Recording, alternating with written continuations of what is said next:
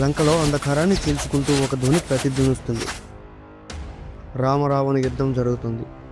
ఒకవైపు ధర్మానికి పరాకాష్ఠైన రాముడు, మరోవైపు అహంకారానికి ప్రతిరూపమైన రావణాసురుడు. ఇది కేవలం ఒక యుద్ధం కాదు, ఇది సత్యం అసత్యం మధ్య పోరాటం, ధర్మం అధర్మం మధ్య తుది సమరం. కానీ ఇది అసలు మొదలెక్కడైంది? ఎందుకు ఈ యుద్ధం జరిగింది? అసలు రామాయణం అంటే ఏంటి?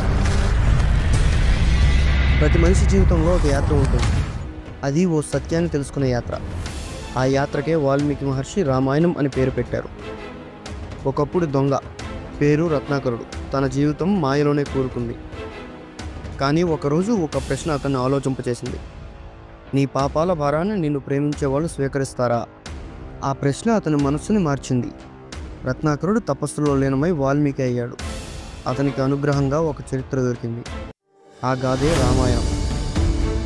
రామాయణం అంటే కేవలం రాముడి కథ కాదు, ఇది ప్రతి మనిషిలో ఉండే మంచి చెడుల మధ్య జరుగుతున్న యుద్ధం. ఇది మనం ఎలా జీవించాలో నేర్పే జీవన శాస్త్రం. రాముడు అంటే నిజాయితీకి నిలువెత్తు ప్రతిరూపం. రావణుడు అంటే జ్ఞానం ఉన్న అహంకారంతో నాశనం చేసుకున్న వ్యక్తి. రామాయణం మనకు నేర్పేది జీవితంలో నిజమైన విజయం అనేది వెలుపలే కాదు, మనలో ఉండే చెడును జయించడంలో ఉంటుంది. ఇప్పుడు మనం ఈ మహాగ్రంథాన్ని ప్రారంభించబోతున్నాం. కానీ పురాణ శైలిలో కాదు, ఓ కథలా కాదు, ఓ యాత్రలో అనుభూతి చెందుదాం.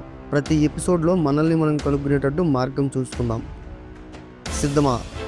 ఇది కథ కాదు, ఇది చైతన్య యానం. ఇది రామాయణం.